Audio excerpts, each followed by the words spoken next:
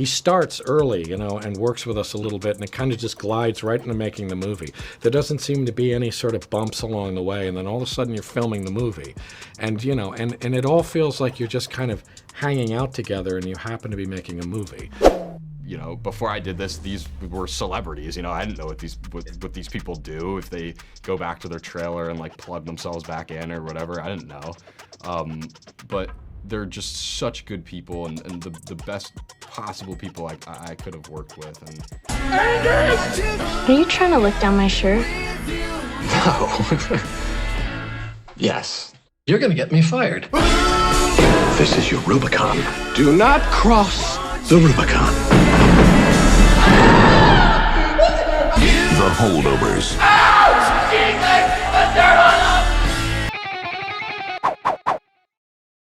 Hey there, Paul. I loved this movie so much. It's my favorite movie of the year. I saw it at TIFF. It blew me away. I'm so happy to talk to you about this finally. It's great to hear. Thank you. So, as an actor, do you find it rarer to get offered, though, these kinds of character-based movies, which I remember used to be relatively, common back in the 90s and certainly in the 70s. Is it rare for you to get something like this now? It's been rarer than it was. Yeah. You're right. I mean, it's gotten more rare. So yes. So, and certainly it's super rare to be offered one that's going to be directed by Alexander, but so that's super rare. But yeah, you're right. They're rarer. Yeah.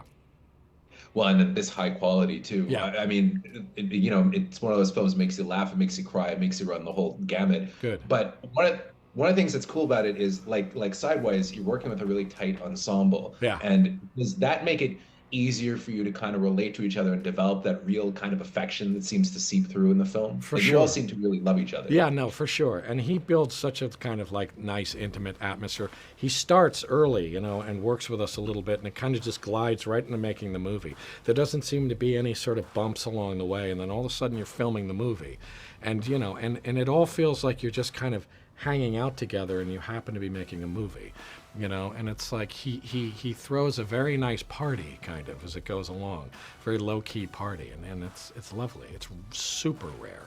There's nobody else who does things like he does. Okay, I gotta ask you, I loved the movie.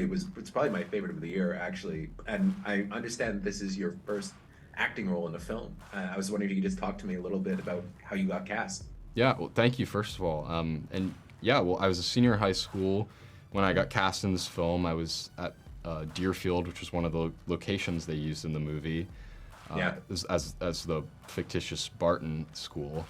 And my head of school notified, the acting students that there was a production that was coming and maybe using the school for some scenes. I had no idea how big this thing was, maybe just a student film or something in my mind. And yeah, the casting people came and they saw some kids, for background roles maybe, and, if for me at that time, if things went incredible, I could have been sitting at a desk or something in the classroom. But ultimately, yeah, it just panned out in ways that I couldn't have imagined, When you were testing for the role, did you ever get to act opposite Giamatti, or was that only when the shooting actually started? Yes, I got to see Paul over Zoom maybe a few weeks before I ultimately did get the role. But yeah, that was a great highlight of the process. The first time I felt really solid with the character, reading with Paul. Yeah. Did Alexander Payne make you kind of immerse yourself in 70s knowledge and 70s movies when you were going into this to kind of be authentic to the period, or did he just kind of let you go with the flow? I mean, he didn't force me to do anything, but he made himself available in way I'll never be able to repay him for, just the way he'd always invite me over, even after a long day of shooting, and he would show me these films, a lot of Hal Ashby films mainly, that he was using to reference personally, showing me these old performances that it was a masterclass film school with Alexander Payne for 2 months, while also making a movie with him, which was indescribable. Every year at Barton Academy, students, faculty, and staff depart the campus for a 2-week winter break. But there are always an unfortunate few who have nowhere to go for the holidays. They're known as the Holdovers. Mr. Hunnam. Hello, Mary. I heard you got stuck with babysitting duty this year. How'd you manage that?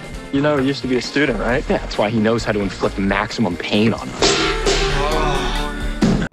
Well, that's how I imagine maybe guys like Hal Ashby used to make Yes. movies back in the 70s with that family atmosphere. Yes. When you're doing something like this and there's comedy and there's tragedy in it, though, how do you walk that fine line? Because it's never saccharine when it's tragedy, but then it's hilarious when it's funny. Yeah. I mean, I don't know. And it's funny, he would say too, and it's true, that I don't think there's even a whole lot of discussion of tone. Dom was always saying he'll recommend movies for you to watch, and that helps sometimes. But, you know, it's true, it's the script. Then you find just the actors who seem to be able to do this kind of contradictory thing of funny, sad, sad in the funny, and those kinds of things. And then he maintains it in a way that I'm sure he wouldn't even be able to explain. You know, it's just somehow it gets you on the same page. I wish I could be more articulate about it, but it's actually, I don't really know how it works, you know, but it does. And it is down to him controlling it somehow, but it seems invisible how he's doing it. I mean, I think that's what makes him an amazing director. Yeah, though. it is. That's exactly it. Yeah. When you saw the reviews coming in when it premiered, because normally you would have been at the premiere yourself, but you couldn't be because of the strike. Was it gratifying, and was it a nice moment when you saw the reviews coming in and people were saying it was a masterpiece and one of the best movies of the year and a 10 on 10 and all that? It was gratifying, and I'm glad people really liked it. There was actually something really kind of lovely and fun to not be there, but to Yeah. be sitting outside of it, watching this stuff come in. There was something kind of cool about it. It was almost a way, not being caught in the middle of it and distracted by everything, that you could really just see this thing happening. It was like kind of cool. You could kind of step back and watch from the sidelines. There was a real weird sense of pride. It's like watching a child go off and do, you know, going off into the world. It was really funny. It was great. Well, it made me laugh and it made me cry. So thank you very much. You My bet. favorite movie of the year. Thank you Thanks very a lot. much. So when this premiered at the fall festivals during the strike, usually, you know, you guys would have been brought in and there would have been, you know, you would have been able to experience the movie with an audience. You must have been, what was it like for you when you started seeing the reviews coming in where people were calling it a masterpiece and your performance was being raved about? What was that experience like? 'Cause it must have been very different from how somebody might have experienced it if you were actually in the theater yourself. Like you got to see this after coming in. It must have been kind of a shock to the system. Oh my gosh, yeah. Like you don't know before people see it what's gonna happen, if people are gonna like it, if you know. I mean, obviously I felt some people would probably like it just because Alexander's a great filmmaker, Paul and Divine are terrific as well. But yeah, I had no idea. I didn't really have any expectations about it. So for anyone to say good things about it is I'm so grateful for that, and it's super flattering. And when you were making the film, because it's a small cast, right? It's really just it's three people for most of the movie, Sure. I guess, in the intimate scenes. Did that make it easy for you guys to build chemistry together? Because it felt like, you know, I mean, I know obviously you guys weren't living together, but you get that vibe when you're watching the movie. It's like, oh, these three people are getting to know each other really, really well. Definitely. I mean, yeah, like there's the three of us and just a very intimate setting, the whole, everything about it. You know, Alexander being right next to the camera, and that was super comforting. And then spending all day with Divine and Paul as well. You know, I didn't know what they were gonna be like. They're, you know, before I did this, these were celebrities. You know, I didn't know what these people do, if they go back to their trailer and like plug themselves back in or whatever. I didn't know. But they're just such good people and the best possible people I could have worked with, and that's, I think, hopefully shows on screen that we did genuinely have a good relationship as people. It totally does. Thank you very much for your time. I appreciate it. Thank you.